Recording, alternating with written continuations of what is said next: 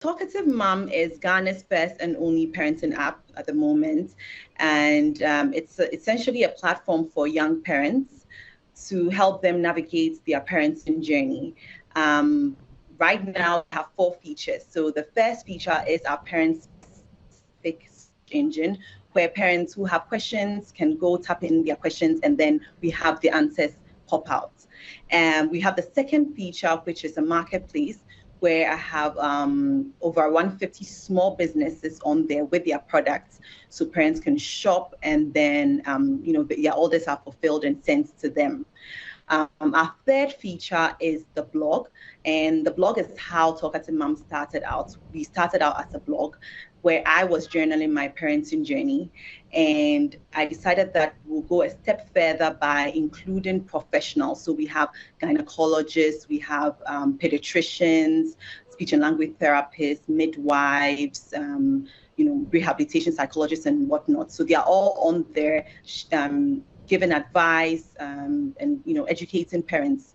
And then our final feature is listings. So listings has essential service providers. So we have lists of hospitals, schools with their fees, locations, telephone numbers, how to reach them. You can just call directly on the app, and then you can book an appointment and go see these professionals. As a young parent, I can relate to some of what you guys are trying to do.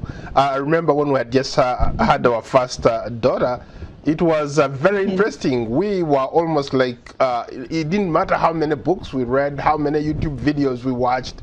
It was just chaos, like almost every day. I'm happy to hear that somebody has come up with something very innovative that brings young parents together. From your vantage point, what do you guys talk about? We started out as just a platform where we would chat about our own issues, because before then, in Ghana, the culture in Ghana was that pregnancy, childbirth wasn't really discussed. You have to keep it a secret. So stories weren't really shared, and a lot of young mothers found themselves lost when they have their babies.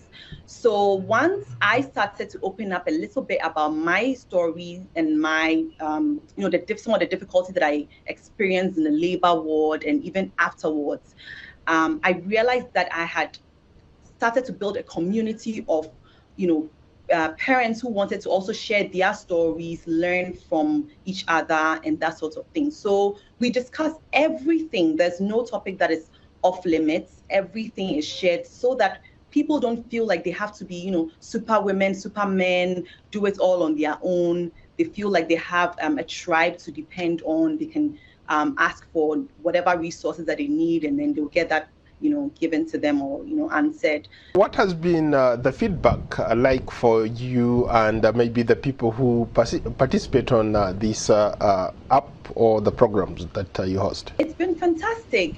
Patronage, for all of my events, all my events sell out. Like usually, once I announce it, tickets are gone. Like people always attend, people always patronize. It's been really, really good.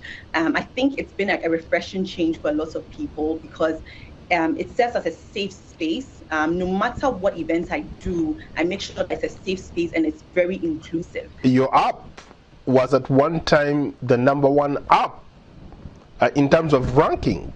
Can you speak to that?